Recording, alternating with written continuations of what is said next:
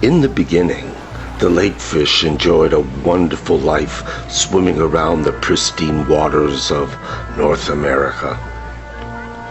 But this was to change with the arrival of people, settling everywhere across the land and particularly around the lakes, thus changing the lives of the fish forever.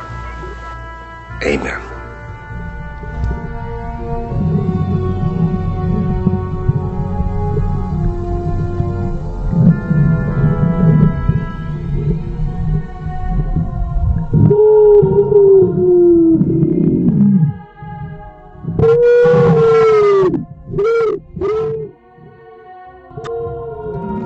Hello there. Welcome to my Fishy Friends. Now, I've been friends with the wild fish in a few of the lakes in the Laurentians for the last 10 years. And I have a collection of smallmouth bass and sunfish who are all just tremendously friendly, and they swim with me and I feed them, and it's just quite a marvelous relationship. And a whole number of people found out about it, and some people were so bold as to say that they were going to catch those fish and eat them. So on certain days, one couldn't help but worry that they might have been caught, and that would be the end of the relationship. But I had a good friend there who was every day at the beach like we were. Hello, Algis. It's amazing that you've been coming here for years to see your friends, the fish. They wait for you all winter, and in springtime you call them, they show up, you cuddle them, you pet them, you give them love. You can even hold them in your hands, so it's quite incredible that, and it's a great lesson for the people around here to realize that we're in communion with nature, and that nature is a part of us and we're a part of nature too. So I really admire everything you do. Bless you, Algis, for the fish. Thank you so much. Bye bye. Beautiful.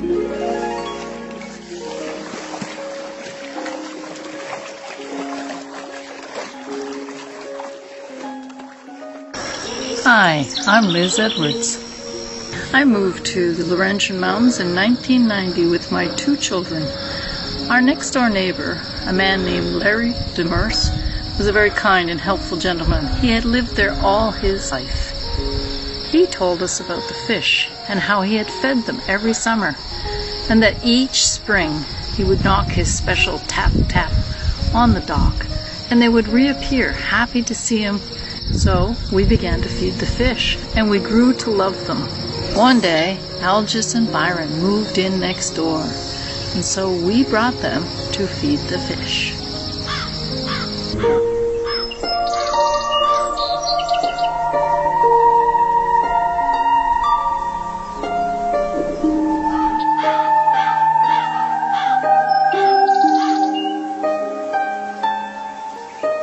This video is dedicated to my partner, Byron Niagara, who was a real aquatic. He was the #1 swimmer no matter where we traveled to, and people would say you could set your clock by his swimming.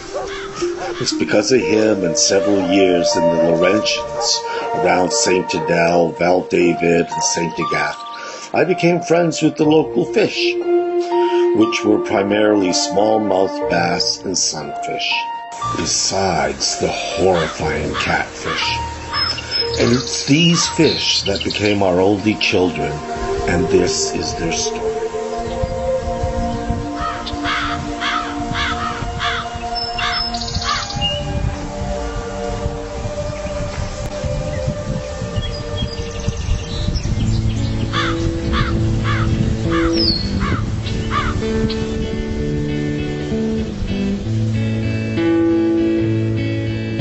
My husband, Diana Glue, taught me to love our oceans, lakes, and rivers during our time together. Watching the fish, wild and free. The sunfish, the parrotfish, a fish from Portugal that got trapped here during the melting of the Ice Age.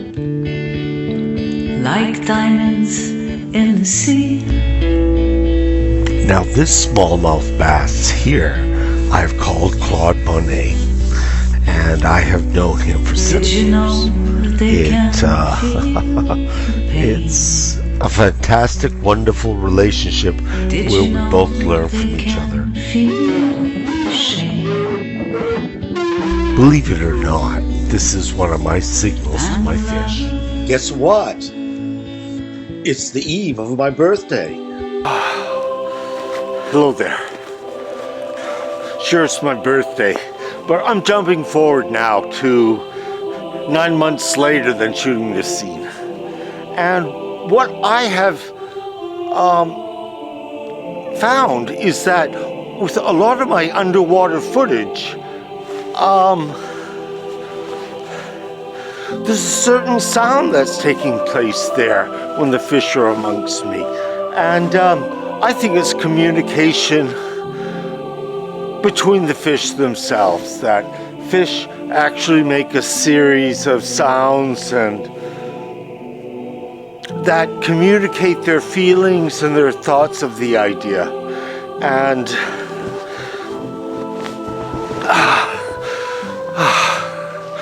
you know, I think this is a relevant piece of information to the fish that nobody understands. Fish can communicate and have feelings and understand a lot more things than we give them credit for, and therefore we should be a lot kinder to them and friendlier. And with that said, you know, I hope the best for the sunfish, because it's these fish that I first encountered these sounds when I became friends with them at the start, and it just continued as I watched the footage, this strange sound in the underwater camera, and now I do suspect there is communication between fish with a series of sounds and pulses and whatever, and I find that pretty amazing.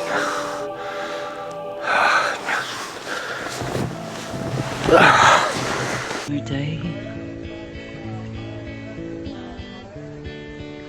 little Nicky went fishing.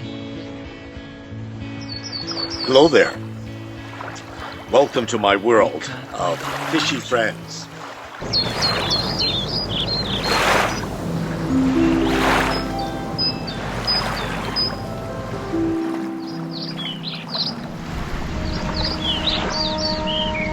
It was 25 years ago that I first went to the Laurentians and went to Val David and met some very interesting people, and they were occupying themselves feeding the fish occasionally, and so eventually I thought, you know, why not? So I did it just for the hell of it. So I did that for a couple of summers, but along the way I decided I wanted to do something extra, so I decided to have the fish allow me to touch them before I actually fed them, and that worked out pretty well. And then soon after, I decided to imitate my friend Larry Demers and make a beat when I fed the fish, something that I could repeat over time. And that beat was the hockey beat, which was dun dun dun dun dun dun dun dun dun dun dun dun dun.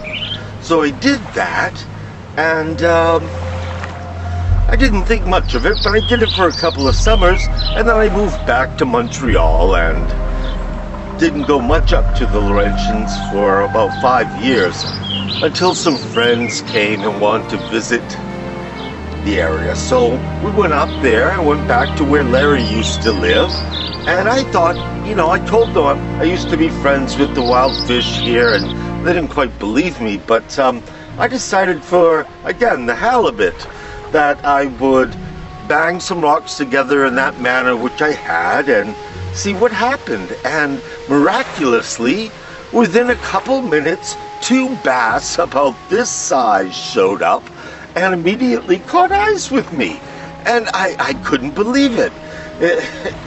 You know, fish have a 5-year memory, so it started me off doing something with fish all over the world and in a variety of places. And I just think that's such a good thing.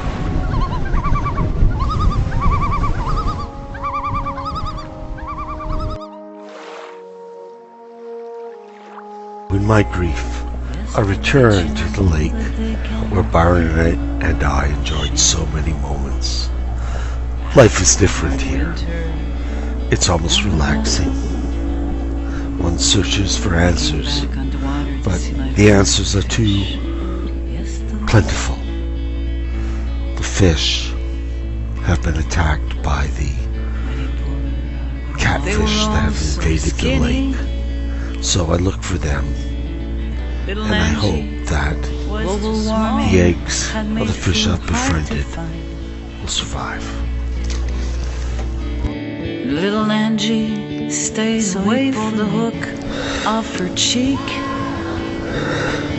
trying to hide her destroyed cheek, tearing half of her pretty face. Did you know they can? Then he threw her back in the water. Did you know they can? Little Angie almost died.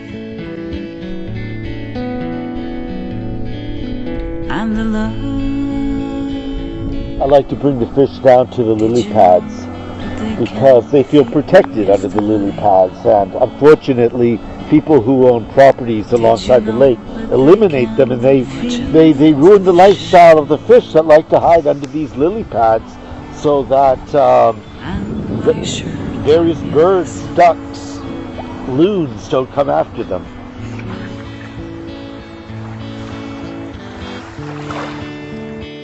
Even if your time is small, you might have the greatest heart of All of life comes from the water. There are water gods everywhere, you can. from India to Thailand to Middle East, Northern Ireland to South America, to even here among our natives. Signs of waves and fish can be found.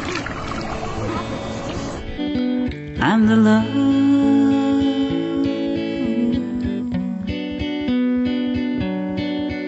Yes, the love.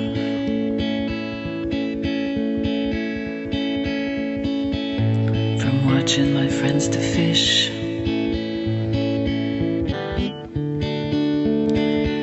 they sure taught me a lesson.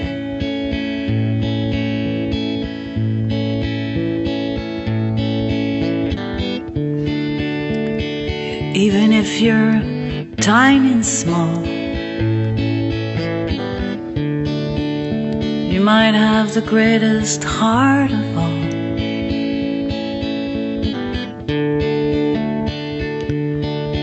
You can feel.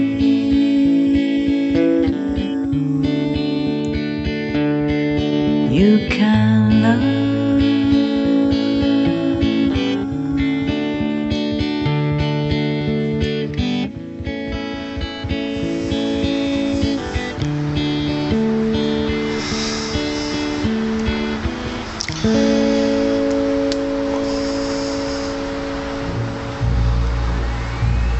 When you're underwater in a lake trying to take pictures of fish, you're not allowed to touch anything. If you stir against any plant or the bottom of the lake or a big rock in the lake, it will just fill the whole area immediately with tons of filament and making it unsightly to even try to photograph it. So many of the pictures you take, you have to kind of jettison yourself off a little bit safely and see where the fish are and just slowly glide in and take as many pictures as you can without disturbing anything. And the rule of thumb for me is about 350 pictures gets you 1, 2, or 3. I've never gotten more than that. It's so frustrating. Here in the deep, the catfish are on the prowl. They are looking for their lunch, brunch, and dinner. And there is a variety of them. I think there's 2 or 3 different species. And they are formidable predator.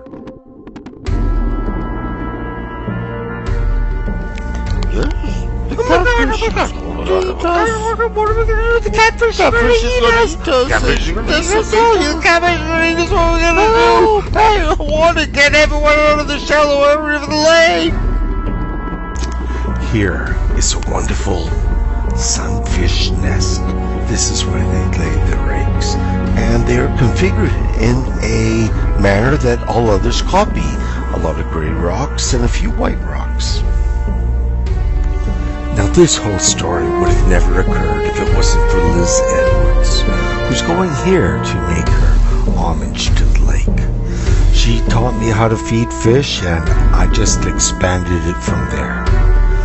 Her ideas of water as a sentient being to herself is such an alien abstraction, but I believe there's some truth to it. So when she's out running on the frozen top of the lake, making sacred geometry for those that we love and we've lost, and the fish below, only makes me feel so much better that I'm involved with a person like her. Now, sacred geometry and water is one of the most amazing aspects of our planet, and it's something taken for granted. A lot of people don't believe it's true, but water contains our thoughts, hopes, and wishes. And to actually go out and physically make sacred geometry on a lake top can only benefit all those sentient creatures that rely on the sacred subject, such as water, as ourselves. So Liz runs on and encourages me, and I have furthered her original teachings up to the point where I touch and cuddle the fish. The fish remember me year after year, and some fish, over 5 years come back when I beat the sacred tune that I taught them when I was feeding them. So life is evolving around water, light, sun, and love. Masaru Emoto, a Japanese author of The Hidden Messages of Water, believed that human consciousness could affect the very molecule structure of water.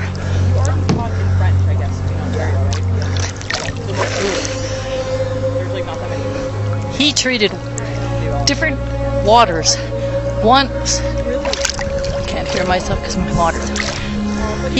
He did experiments where water was treated badly, roughly, shouted at, spat on, and other water was treated lovingly, kindly,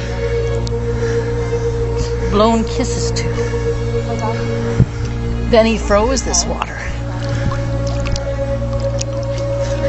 When he compared the ice crystals, he found that the good water, the water treated lovingly, was exquisite formations, beautiful to look at, and the sad, badly treated, abused water was fractured and broken and ugly.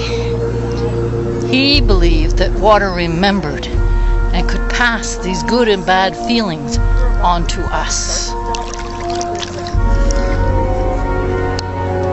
What better way to get to know water than to be friends with the very living beings in the water, the fish that I fed and swam with. One day, my children became quite ill with a terrible cough, left them pale and gasping.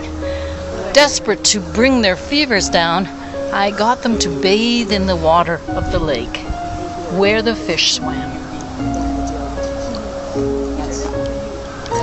They recovered remarkably. By the end of the day, they no longer coughed. After that, I knew when they were ill to ask them to bathe in the lake. And when it was too cold, I collected water where the fish swam, and they drank it and recovered rapidly. Fish are involved in today's society through the pet industry. the recreational fishing industry, and fish farming. Fish are also essential to the oceans, lakes, and river ecosystems that we all as humans depend on. While fish are often thought to lack intelligence and emotional capability, they are in fact sentient creatures, meaning they have feelings and can experience both positive and negative emotions. That's wonderful.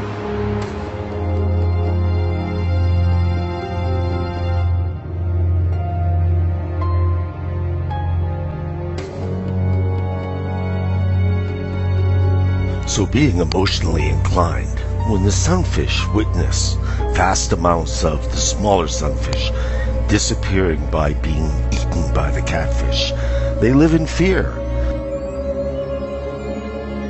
Contrary to popular belief, fish do have great memories. Some species of fish can recognize and remember humans that give them food rewards, which I've been doing for 7 years. And the fish always recognize me. They like to catch eyes with you, and they like to come right up into your face and see you. So the fish that are friends with you can identify you, and you create a bond between each other. Fish can also remember musical tunes. One group of researchers fed their fish while playing a specific song before releasing them into the wild. 5 months later, the fish returned when the song was played at sea.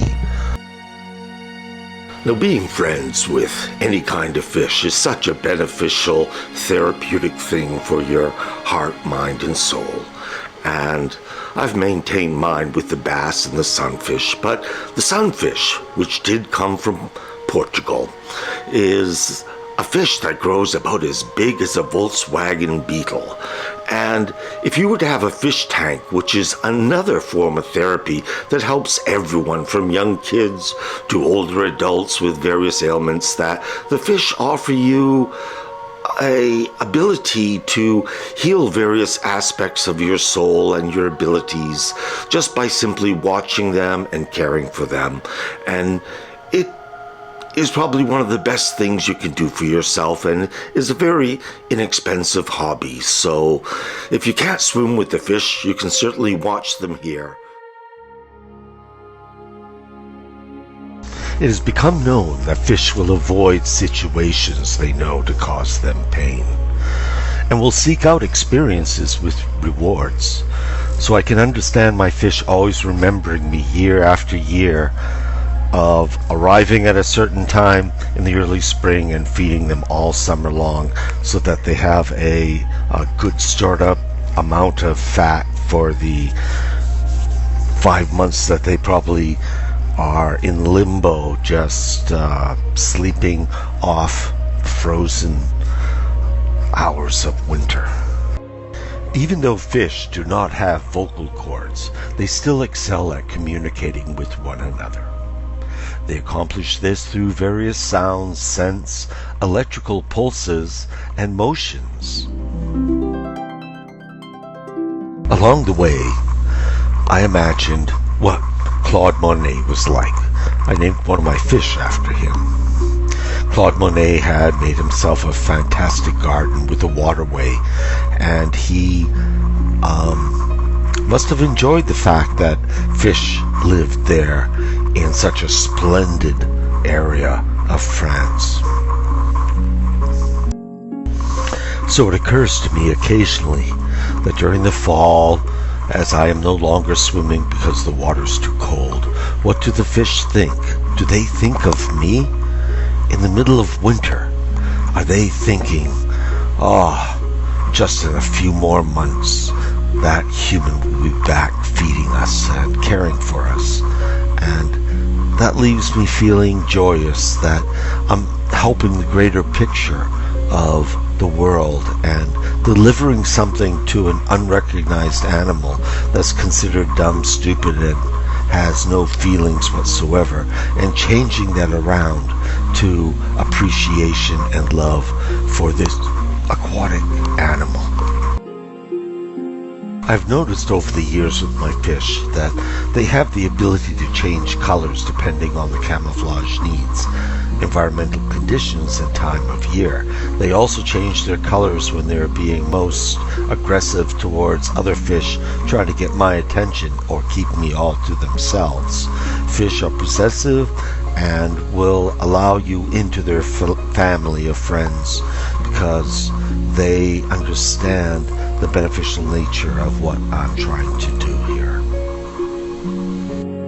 So I make an imaginary situation in which Monet is painting fish in his beautiful garden in Giverny, and that he's looking at these images of fish he's painted, and that it expands both his understanding and appreciation for aquatic life, but at the same time the necessity for being beneficial to another animal that has so few rights here on this planet.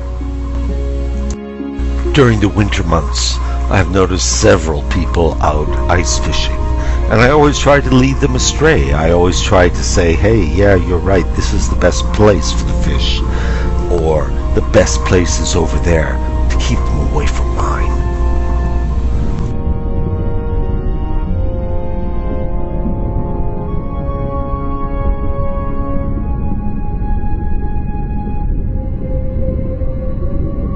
Much of this movie is because of my lover, who was a real aquatic gentleman, a man who loved all bodies of water.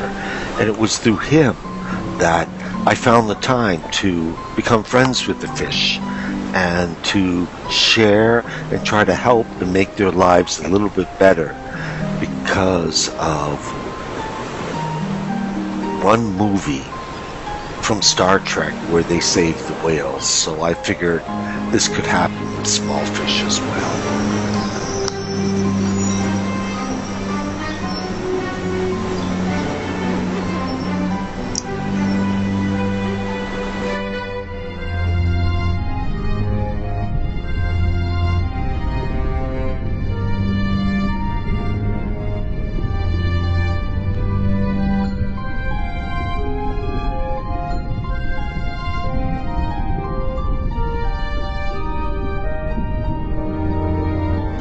Now, the catfish is an invasive species. I don't think it really existed up in Canadian waters or rivers, but it got here by the St. Lawrence River.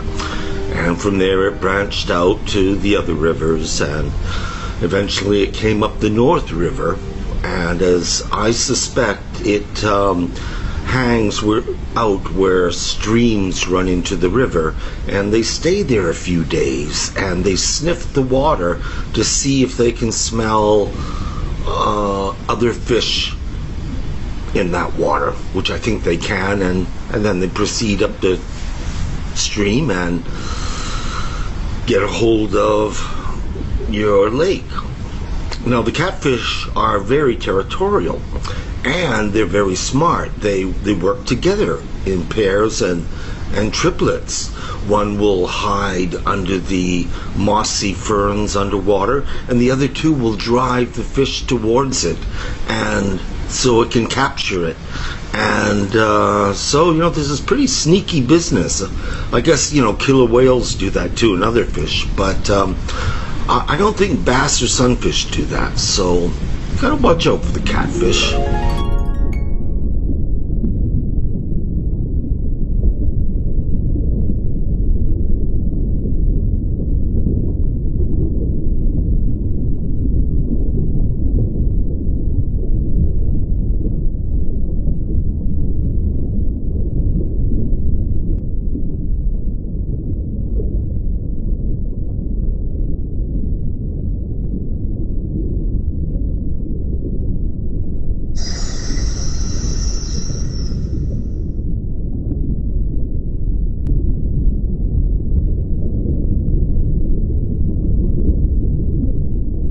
I usually don't come this time in the morning, but today I'm coming early to see if my fish are waiting.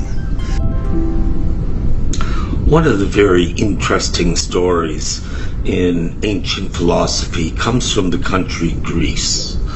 And this story pertains to that once upon a time, the most prestigious thing you could bring to someone you were trying to impress was to bring an eel. Now, the eel was considered special because it could both live on land and in the water.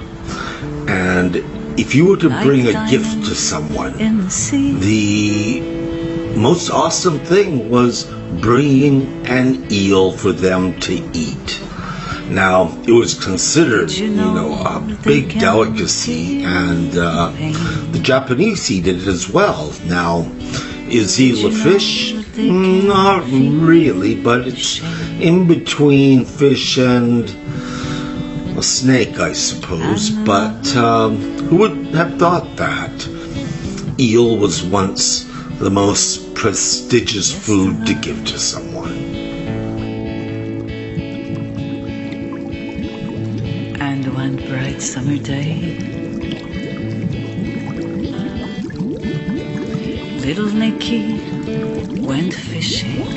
It is often said that the best way to learn something is to teach a man to fish. In other words, it's better to learn how to do something so that you can do it again in the future, rather than simply having someone else do it for you. Hi, I'm Danny Cote. I'm a fisherman by passion. I've been fishing since I was about 5 years old. It's not true that the barbels are electrified. What it does is the barbels only act like radars. So they detect the food in the mud and the bottom of the lakes. To catch them with your hands or your feet, what you do is, it's called noodling. You put your hand in the hole and they're going to bite you. So if you do noodling with the barbu, be careful, because they can pull you in the hole and you're going to drown.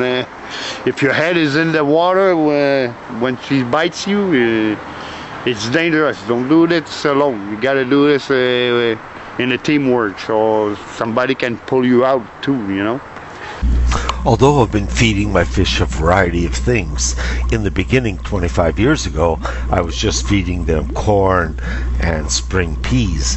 Now I've evolved to feeding them chicken wieners, chicken hot dogs, the least amount of fat and salt, and it gives them protein so that they're able to repair their bodies at a time when there isn't a superfluous amount of insects to be eaten, and fill that aspect of their food chain and life sustenance.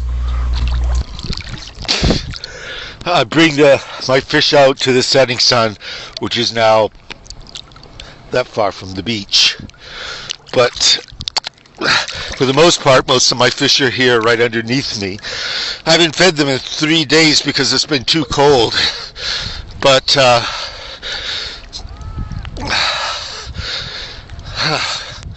we'll take another look down there and see what feeding time looks like. They're really voracious, but I make sure I spread the food around so everybody gets enough. And bugs are in a big shortage this summer. For some reason, there are not many bugs at all. So with that said, I'm going to go back under and feed my fishy friends.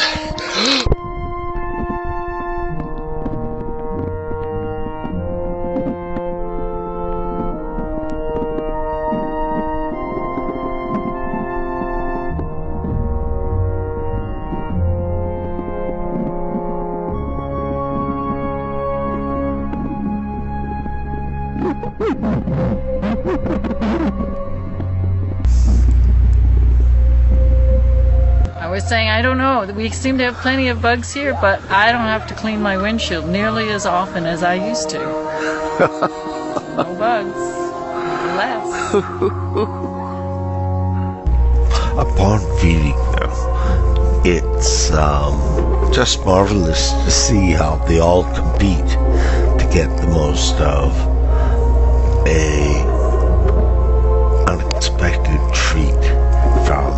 human, all people. But they too eat it up, and I'm so pleased and proud as a mother to have fed them to such a good extent. On top of the lake, all kinds of activities keep taking place, and people do see the fish and enjoy them, but they do not understand they are under a big attack from the catfish. And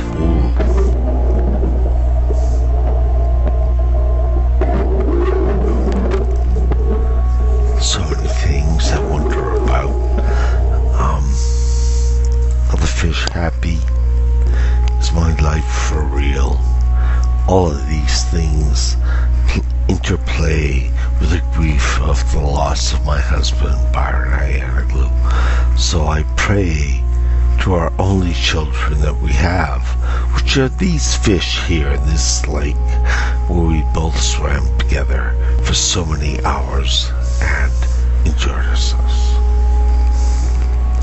So I hope for the best, and I hope to nourish these sunfish and make their lives a little bit better. Part of this experience has been because of Jesus. Jesus was originally known as the Fishy Prophet. He was illustrated in the earliest of times as a fish, and people communicated with that. Fish were mainly Christian symbols. Despite being found all over the world, they represented the first 4 letters of Jesus Christ. And ichthys is an antonym for Jesus.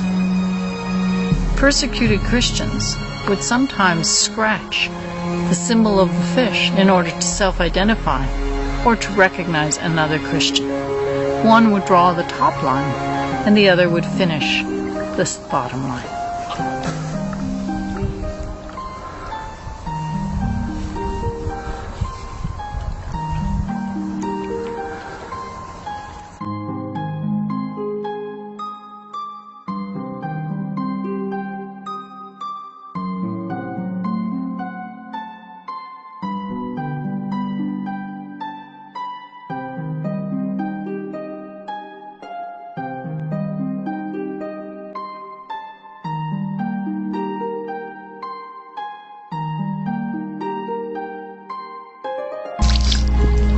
You see, what happens here is that most of the fish that exist here in Lac Round have been bought by the city from a few companies that grow fish to sell to townships for their lake.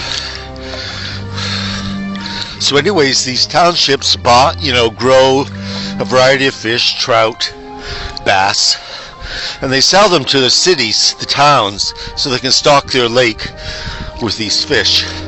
But what happens is these fish know nothing about the reality of living in a lake. They grew up in a small dugout, circular trench, and have been fed daily. And there's nothing to question about a life like that. There's no rock formations underwater or plants. So when they get dumped into a lake like this, they just freak out. They don't know what to do. Where's the food? What do you eat? I mean, it's really a pitiful, horrific scenario for the fish themselves. So I spot them and get them to join my club, and I feed them. I primarily was feeding the sunfish to get them big enough so the catfish could not eat them, because the catfish is primarily the diet of the catfish is the sunfish, and that is the blue catfish and the channel catfish that are plentiful all over North America. But it's a pretty scary situation to be let off into this foreign place with other fish that you don't know of, and plants and rocks and people. Because the sunfish is primarily the diet of the catfish, I've noticed over the last several years that the brightly colored, tropical-looking sunfish is changing colors. I think somehow they understand that their brilliant hues are what's causing them to be seen so easily by the catfish and eaten. I've seen whole coves of small sunfish completely devoid of sunfish because the catfish is so formidable. So I see the style and manner of the sunfish has changed. The colors have changed, and they tend to be hanging out in deeper water where the catfish does not hang out. And this is their key to survival, besides their colors changing from brilliant to more bland and commonplace, like the other fish in the lake.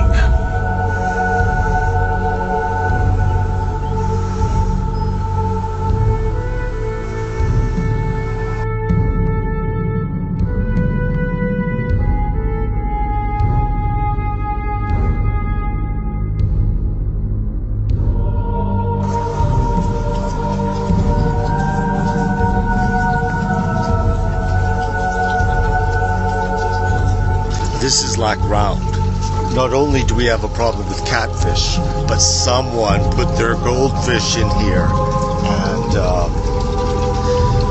a few goldfish in this lake, and 5 years later, there were like 100 red carp, that had taken over the lake. But they're not as troublesome as the catfish is. I mean, the catfish is a real diligent predator.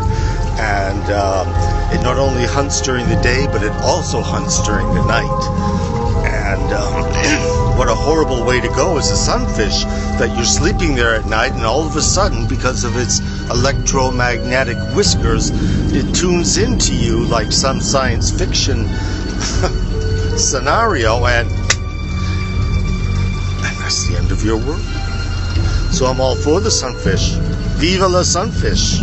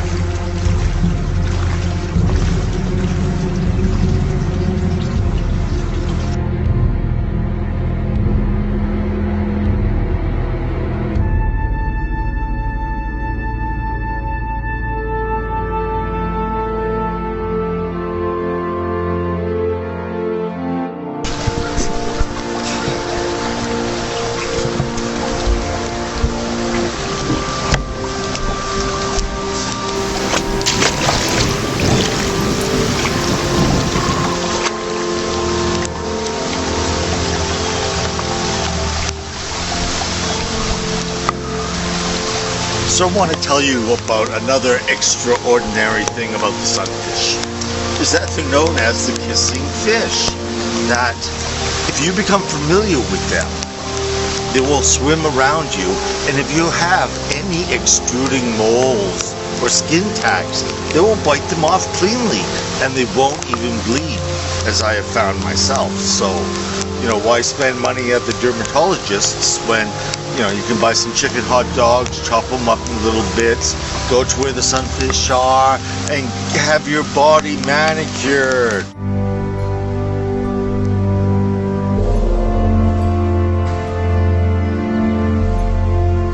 Over the years, I've noticed a lot of problems with the fish and their complexions. I've noticed there's a lot of sores and what looks like malignant growths and things like that, and it's primarily because of us.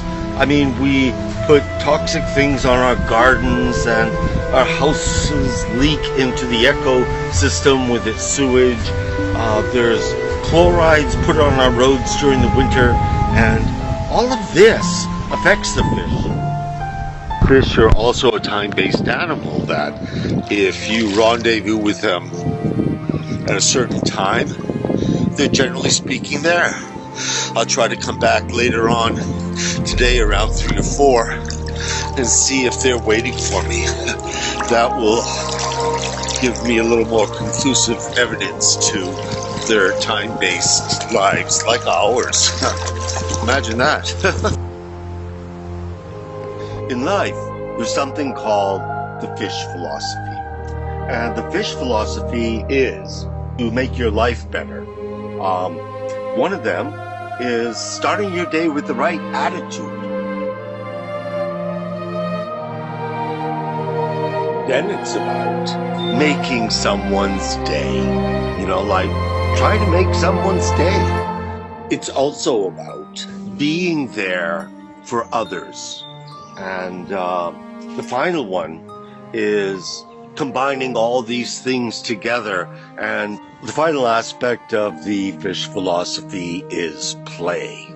You should play and have a good time. Life is short, and life is so much better if you practice it. So with that said, yeah, fish philosophy is the one for me. Thank you. I've been interested in water, fish, and theology since I was a young boy, 55 years ago. And it all started from watching a variety of television shows. One called Sea Hunt, the other called Flipper, and Voyage to the Bottom of the Sea. And so we had a cottage on the side of a lake, and all us children would go swimming, but my younger brother Mark always excelled, swam faster, deeper, and I was a little bit jealous of that. No matter how hard I tried, I could never outdo my brother Mark when it came to swimming.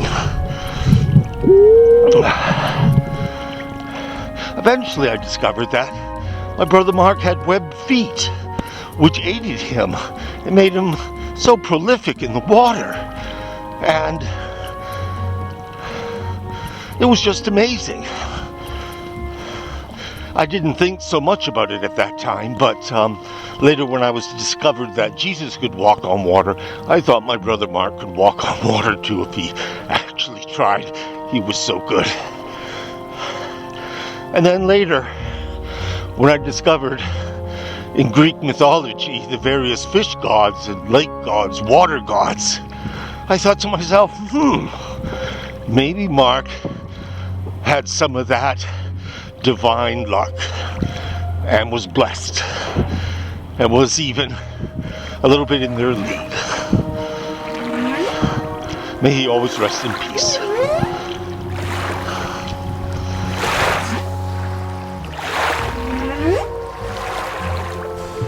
Eventually, I discovered there were a variety of sea gods in Greece, and you might recognize some of them. Poseidon, Aphrodite, Triton.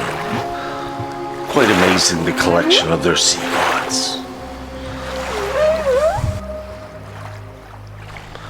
So having discovered these water gods from Greece, it always made me wonder, was my brother Mark somehow connected to them? And was he truly a special person? Larry believed he'd been reincarnated. He believed in reincarnation. He had had a past life in Egypt and knew so much about all the Egyptian gods and the mystic principles behind their belief system. He also knew about the fish god, Dagon. So, the Hebrew word for fish is dag-dag, which might have been the foundation of Dagon's name.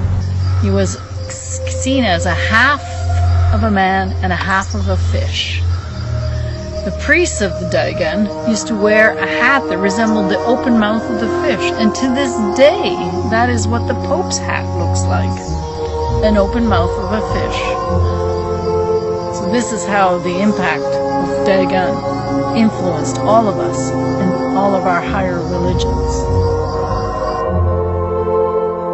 3 goddesses of the earth, who send their loving grace and benevolence towards what might be considered the mind of the planet, which is water, an alien substance that came here from outer space. yet everything pertaining to life relies on it. So because of our civilization's carelessness, we need goddesses such as these who embrace the living vitality and health of our oceans and lakes. It is these that contain the variety of fish within them. And by offering healing love, appreciation with gratitude, it is this devotion and cure that is so vastly needed by our planet. Now, of course, we should stop fishing and let our oceans heal themselves and all of the life within. This is because the fish are very much like the components of our blood. Without the fish in our oceans, they are only barely alive.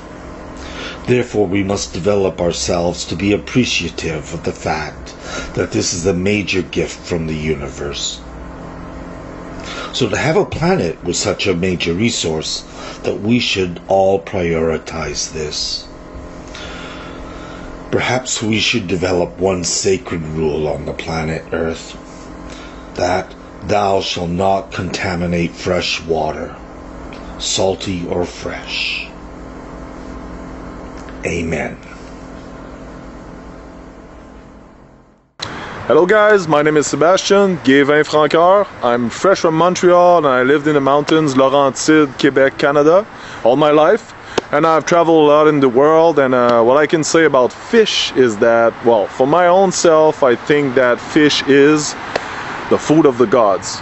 When you go to places where they fish since so many 100 years ago, well, like Spain or whatever in the world, because fishes are fished all around the world since so long. And I think that we should really take care of this world of the oceans, because I think it's a food that can just bring us peace and comfort in our own body. So I will just say to you guys, take care of fish in the world and appreciate every time you eat some fish or whatever product come from the fish, because it's very important in this world.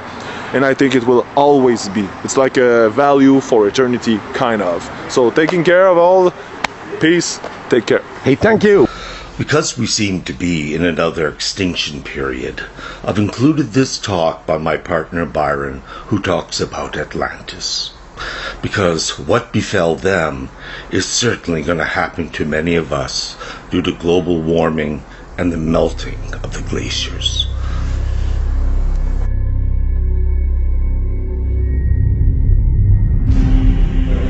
Και έτσι χάθηκε η Ατλάντιδα, όπως έγραψε ο Πλάτων.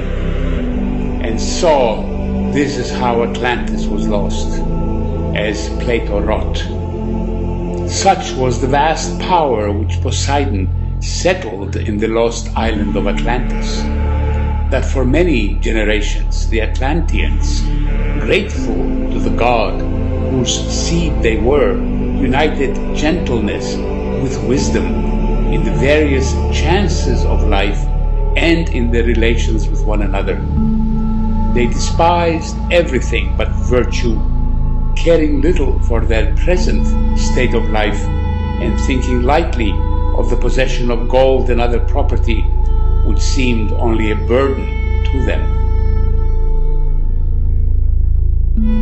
But when the divine portion began to fade away and human nature got the upper hand, they turned to behaving unseemly and no longer espoused virtue, honoring instead the meaningless, two-headed pursuit of wealth and vainglorious power. Zeus, the god of gods who rules according to law and is able to see into such things, perceiving that an honorable race was in a woeful plight, decided to inflict punishment on them. He summoned violent earthquakes and floods, and in a single day and night of misfortune, all your warlike men in a body sank into the earth, and the island of Atlantis in like manner disappeared in the depths of the sea. Larry told me this interesting thing about octopus is that they have the ability to write their own RNA and DNA and to implement it. Really? They have brains in their tentacles. They have better DNA than us. That's simply amazing. So how many tickles does it take to make an octopus laugh? Why, it takes tentacles.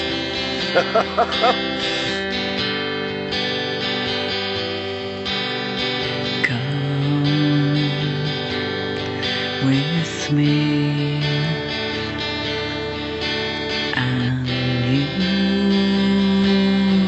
will see where I have been in my head and in my dreams. All the lakes and rivers I swam into, all the oceans where life took me to,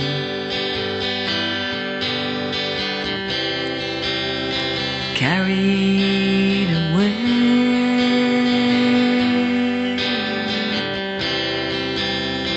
dancing in the waves. Close your eyes when you feel sad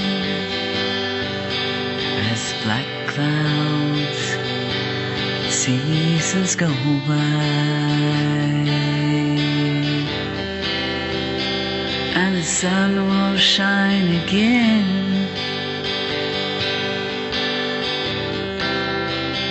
There are treasures in the river,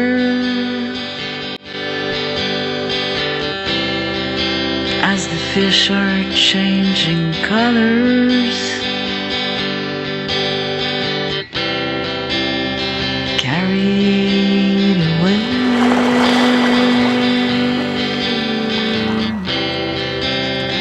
dancing in the waves. It's always exciting down here because you never know what you're going to find. Today, I found 3 people fishing in this pond where it's illegal. So I had to tell on them because if you just look over there, you'll see my fish are just swimming about waiting for me, you know. And today I got the good stuff. I have pure pork sausage that I'm going to feed them, which I have to do very carefully because the guard doesn't want me to really feed these fish, but I feel I have to because the fish are undergoing such a big crisis at this time.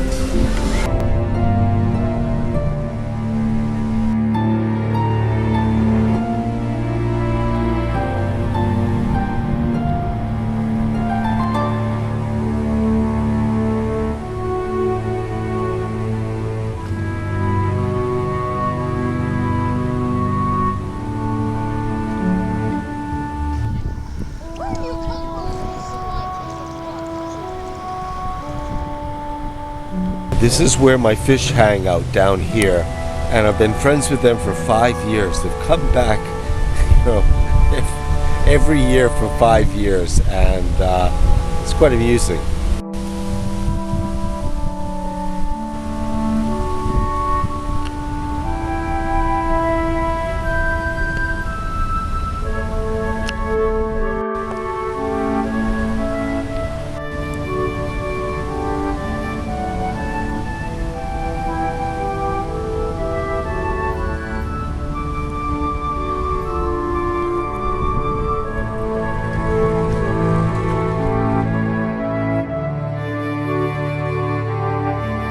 The bigger fish want to compete with the smaller fish for the food, meaning the more I let them touch them, the more sausage they get. And they do. On occasion, you know, they really let me rub their whole body. One time last year, they one was caught with a fish hook, and I complained to the authorities here, and they actually removed the fish hook by the next day, which made me very impressed with this place. So it's a little bit of heaven, and it's a little bit of unorthodox friendship that keeps one marveling at this place. And you might never know that fish could be so dynamic and friendly if you weren't here doing it. Well, I did it. I arrived at 7, and most of my fish were there. I had about 25 sunfish and 4 smallmouth bass, and they're always waiting for me, and I love them. And I am hoping that as they swim around me, they shed an electromagnetic corrective field on my body.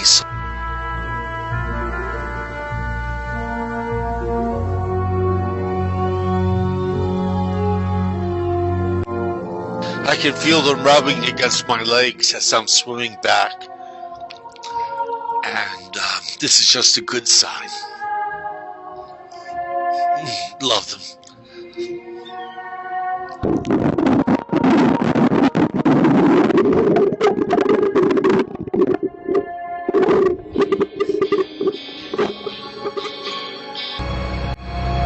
Oh my! The other day I was feeding my fish, and I know the catfish follow me. They know what I'm up to. And I was feeding my fish, and I feel this bite on my leg, and I think, what the heck is that? And when I looked down, it was the catfish. Now, I don't know if that's a warning from it, but as my neighbor tells me, catfish are very territorial, and that must be it. This is their feeding ground now, and they know to follow me.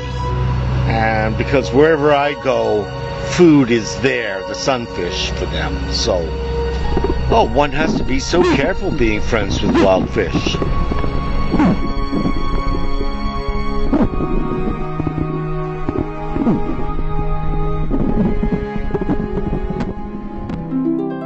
You see, with bass, even though you're the same size as the catfish, you really can't sleep, because if the catfish comes from behind and destroys your tail and you have no ability to move forward, you'd be laying there at the bottom of the lake while they slowly come and eat you alive. A most disgusting death. When I'm swimming in the lake, I encounter other swimmers who stumble upon me and my fish, and I see how they interact. They, generally speaking, are curious, but they're not as friendly as they are with me because we look so drastically different. So they come back. But if the swimmer stays there for a while and there's not much more reception or interest in them, they do swim back over as they swim away, which I think is a bon voyage. The fish have the ability to give you a bon voyage. So guess what? Today I'm feeding my fish cherries. Yeah, you heard that right. I'm going to give them chopped up cherry. Have it here in my chest, and we'll see what they think of that. That's rather exciting for me.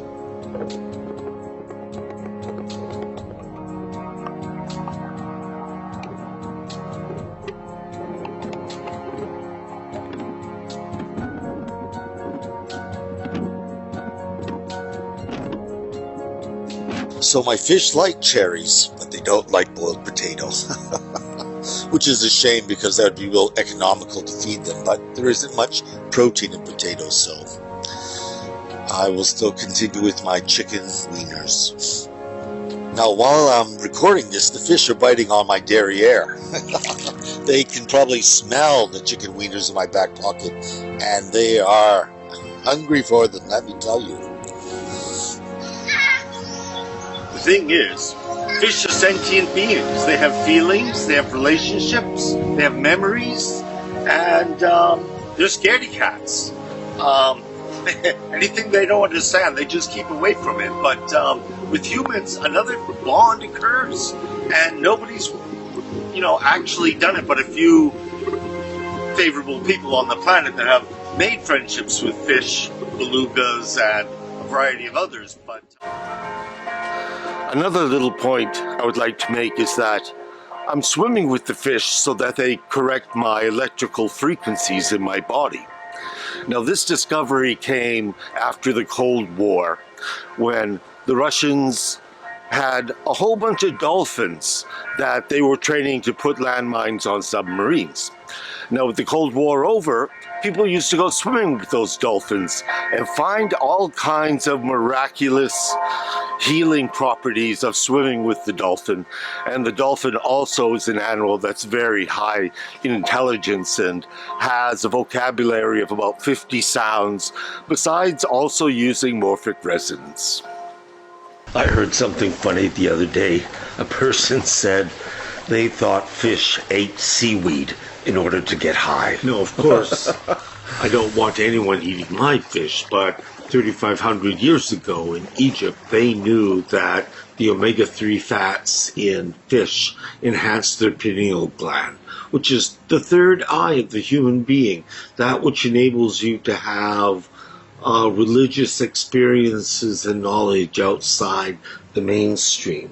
Now, in Iceland, they have also found it strengthens your pineal gland, and it also benefits your mood and attitude during the dark winter months. And that was from eating cod, salmon, and sardines. So fish is a major food resource, but it's something we have totally abused, and let's just pray it never runs out.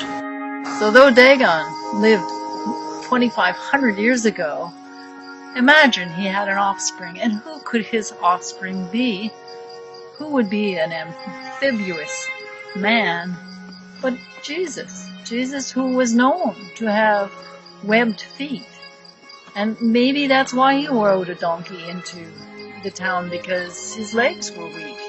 And maybe that is why he told the disciples to teach a man to fish, so that he would fish forever. And perhaps when he walked on the water, he was walking on the water as a dolphin does. The aspect of all this is that the fish are totally aware that the food is in the plastic bag.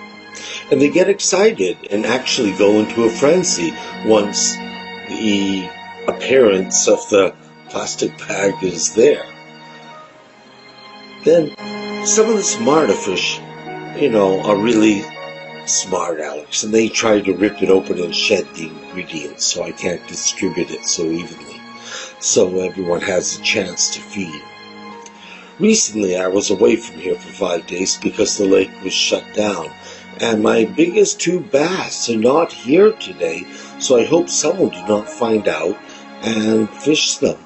And I'm glad that I'm here to feed them protein so he can heal. So otherwise, I'm cold and I should go back under and finish doing this. And hope for the best. Bonjour, mon nom c'est Danny. I speak English a little bit. And I'm going to talk to you about my barbot. wife is The barbot is a fish that eats at the bottom of lakes. They eat what is left from the dead fish, from the dead vegetation, and all the cemetery that like salt and ferrous things, because all the animal need salt and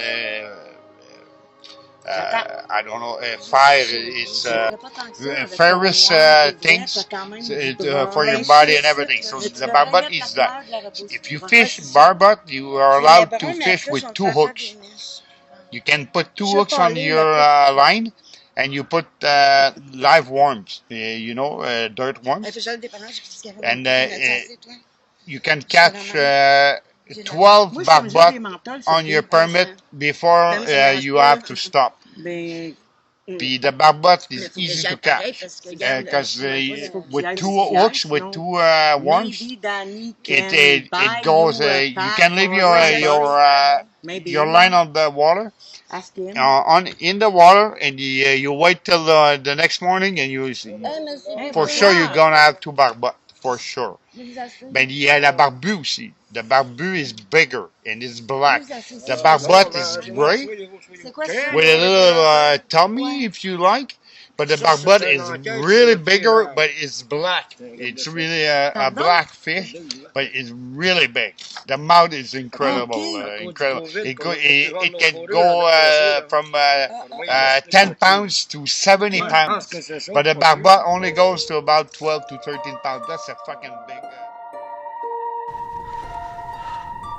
Now, regardless of my difficulties with the catfish, upon researching them, I found out in Japan there was a giant catfish called the namazu that lived in the caves underneath Japan. And they discovered that several hours before an earthquake occurred, the catfish became very agitated and predicted the earthquake 80% of the time. So the Japanese were always able to be prepared for the worst possible kind of scenario. So with that said, let's hear it for the giant catfish of Japan.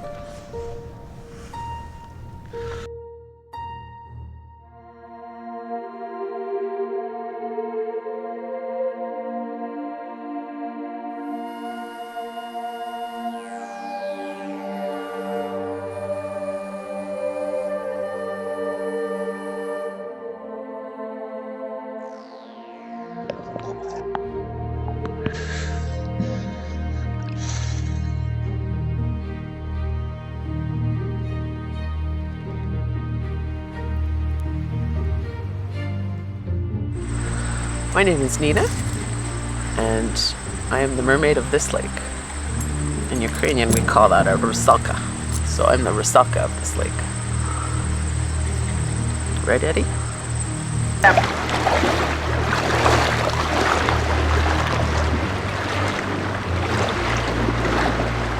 Here to blur out the cellulite.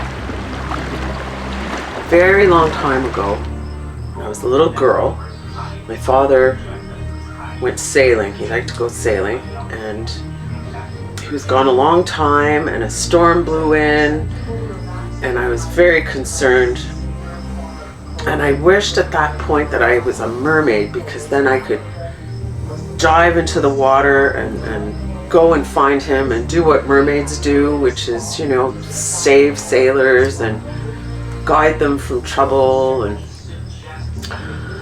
so I always remember a story that my grandmother told me about how in the Ukraine, the word for mermaid is rusalka, and that means mermaid, but it's the same word in Russian, but in Russian, it's a very evil creature, like a lake witch that comes out and does trouble and, you know, leads the sailors astray and leaves them for dead. So I prefer to be the Ukrainian mermaid.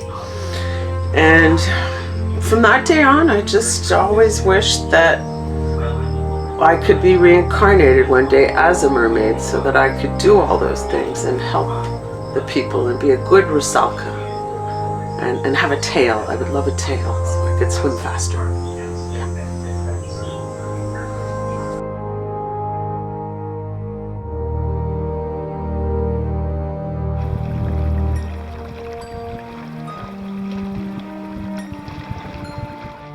So when you're out in the ocean, what does the sea ever say to you? The sea never really says anything, but it always waves, you know, so I appreciate that. So tell me, how do mermaids send messages? Well, I know it's old-fashioned, but I still use sea mail. Where do mermaids keep their money? Well, I keep mine at the local riverbank. It's safe. All the trout go there. What kind of phone does a mermaid use? Well, it's a shell phone. A shell phone. You know, hello, hello, oh, hello. It's Neptune.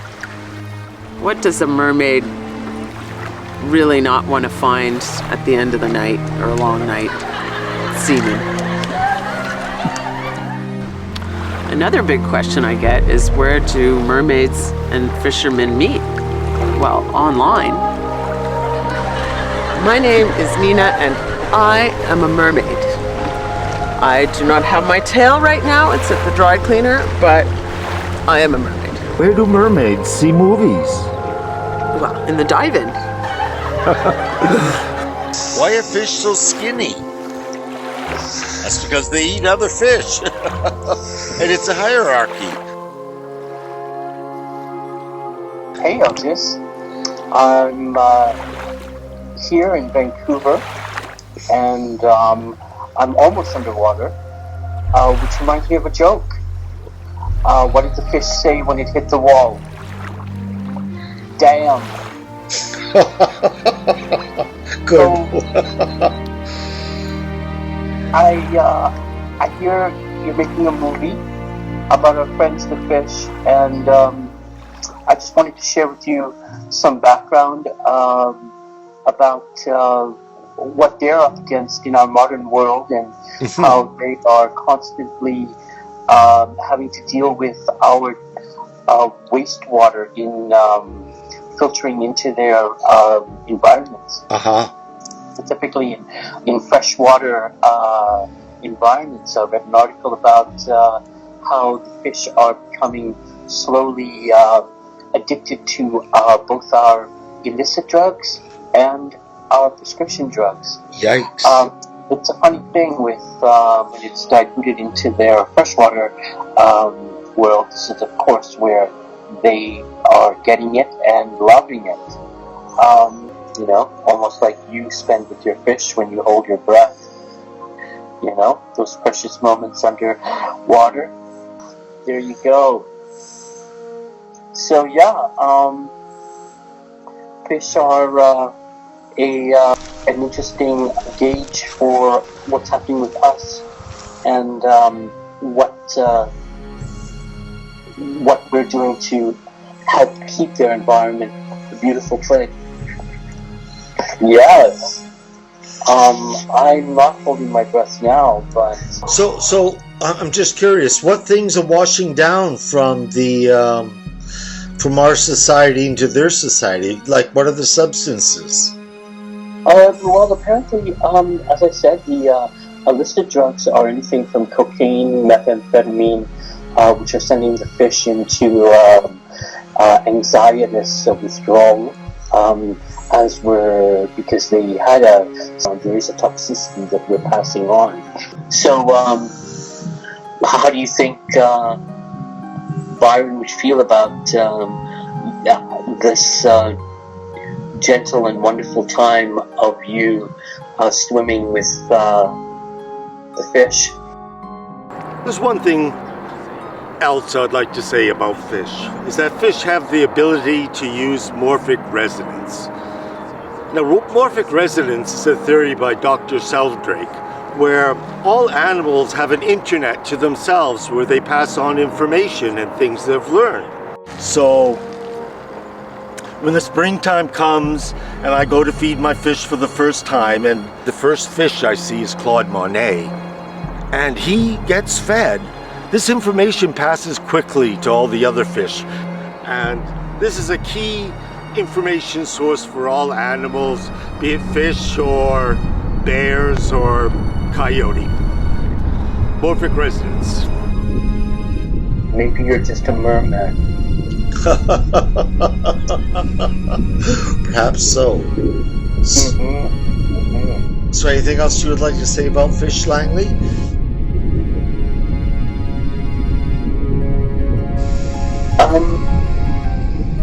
Just that the Vietnamese believe that if you're going to eat a fish, the best part to eat is the tail, because that's where all the energy is.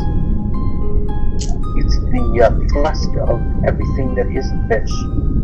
Wow. Okay.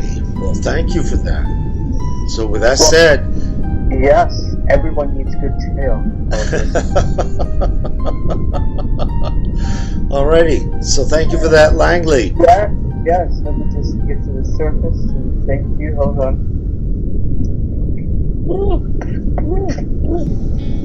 Here we go. Okay. Bravissimo. Bye. In the water, watching the fish wild and free.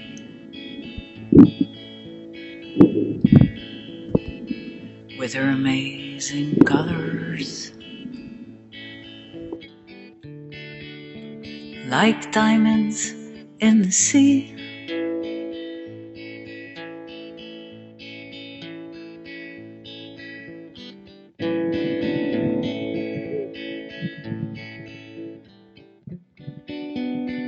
Did you know that they can feel the pain?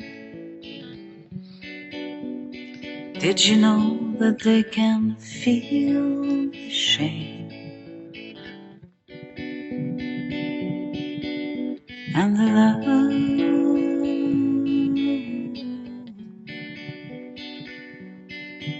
Yes, the love.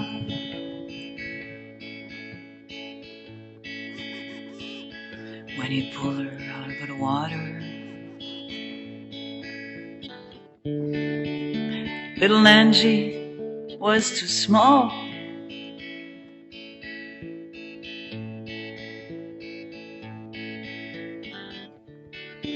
So he pulled the hook off her cheek, tearing half of her pretty face. Then he threw her back in the water. Little Angie almost died.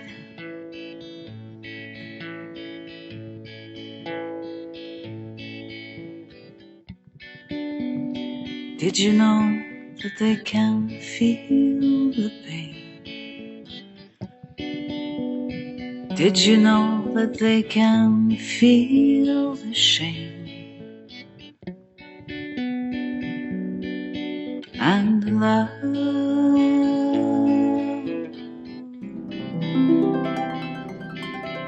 Yes, the Now, one of the biggest fish stories of all time is that of Jonah and the whale. Now, Jonah was a prophet, and he followed in the footsteps of the fish god Dagon. And he didn't follow God immediately, and he ran into some bad luck, and on a sailing vessel, they threw him overboard where he gets eaten by a whale. No, it wasn't a whale. It was the fish called the ketos. But he spent 3 days and 3 nights inside the whale, and the acid inside the fish's belly turned him white. And then the fish spat him out on the beach, where he then became a very successful prophet. And it has the similar resurrection like Jesus, 3 days and 3 nights, and then the resurrections came. But what I found very interesting in this is that there's the fish god Dagon, and then there's Jonah, and then there's the fishy prophet Jesus. All 3 seemed aquatic gentlemen, so that's maybe how he survived such an ordeal. But it just makes one wonder that maybe this earth once did have mermaids and mermen. And although they're not here today, God bless them. They sure taught me a lesson.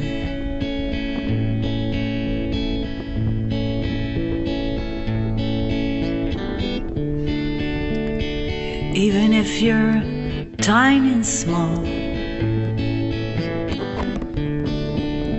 you might have the greatest heart of all.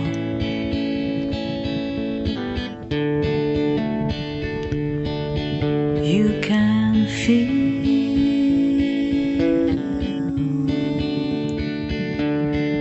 you can love.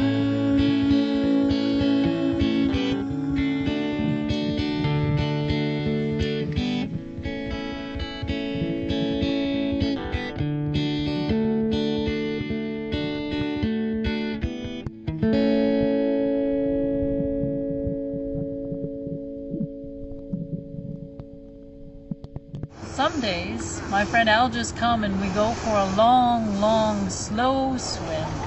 And afterwards I feel peaceful and content, just as I did in those days when the fish were my friends.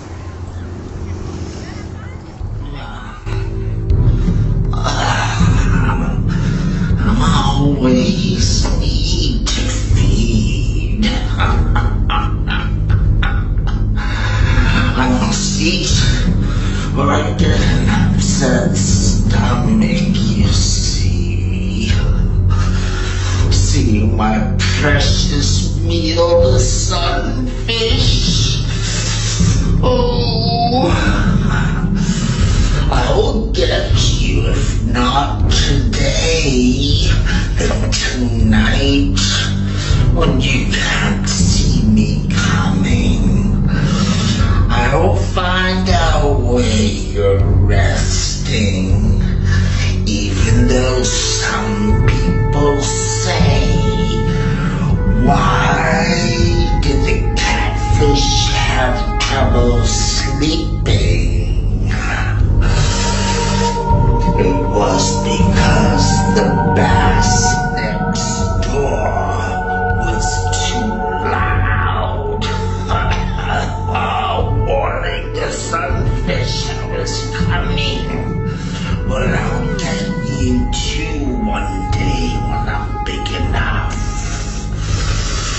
Oh, and as for your stupid joke, give a man a fish and he eats for a day. Teach him to catch catfish and he eats for life. How disgusting.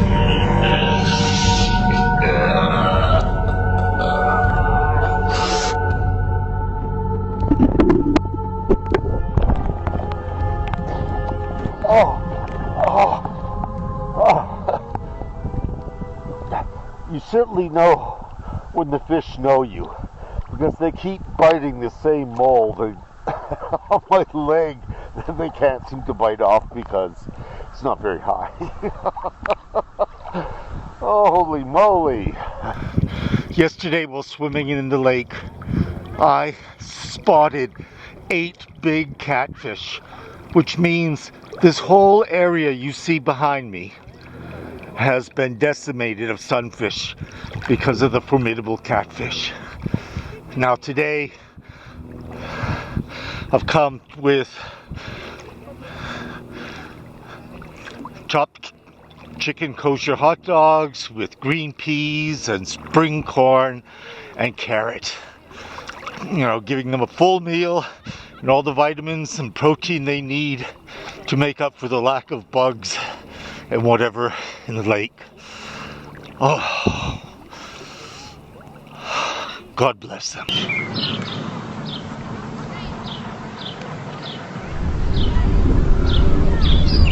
Well, everybody's here.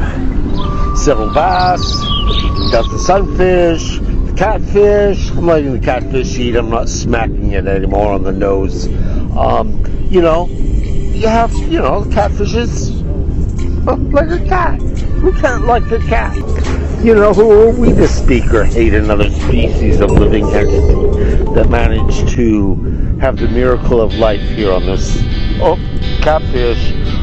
The catfish is feels like it's kissing my knees. Alright, more food, so I gotta go. All the lakes and rivers I swam into. Well, one thing I've noticed over the years is the fact that when you become friends with wild bass, they become possessive. And the first bass I became really good friends with tries to keep all the other bass away, They want you all to themselves, especially if they're being fed. So, bass are possessive, and that's a good thing.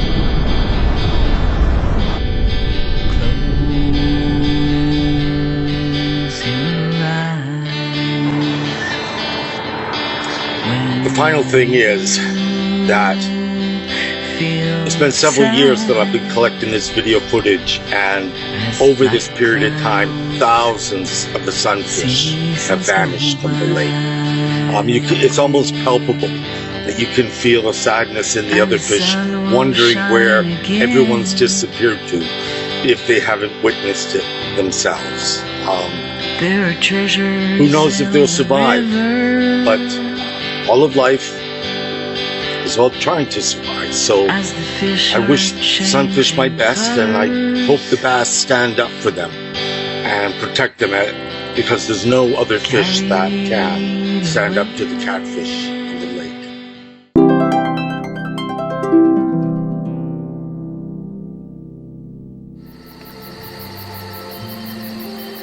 Good afternoon, I'm Dr. LaRue. I'm a retired physician.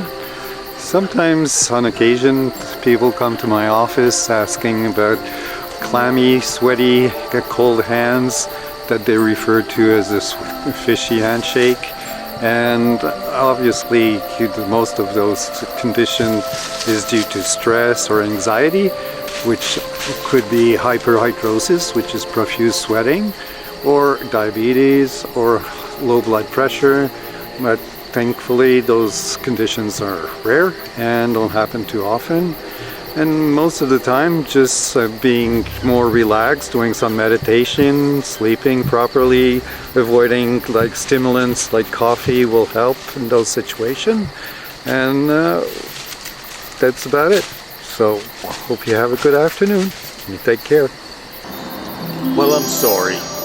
I have to apologize. I've made a big mistake. It's not the catfish that are terrifying the sunfish and eating them all. The culprit is actually the bass, whose primary diet is the sunfish. And in fish farms, they feed the bass sunfish. So all fish eat fish, and no one is to blame. And I feel sorry for treating the catfish so badly, thinking it was them, because at one point I had several big bass and several big catfish, and the sunfish were just disappearing, although I never ever saw either fish eat one, although I kept looking for it. So I forgive the fish, and I forgive Mother Nature for stepping in and making accusations that were incorrect. May nature carry on as she beautifully does, and the rest of us, let's just live long and prosper and use the fish philosophy. Can be found in all the species that surround you, in all the lakes and rivers you'll swim into, in all the oceans where life will take you to. Well, all things change with time. People come and go, and so do the animals. Unfortunately, this year I suspect Claude Monet, Aphrodite, and Cleopatra have been caught and probably consumed. The catfish has taken over. The catfish attacks me and bites me, tells me it's his territory. Claude Monet, Aphrodite, and Cleopatra are no longer swimming with me after feeding time back to the beach. Oh. So may all these fish rest in peace, and my two other great fish, my dear husband Byron Ianoglu, and my good buddy pal Pierre. May they all enjoy excellent days in heaven.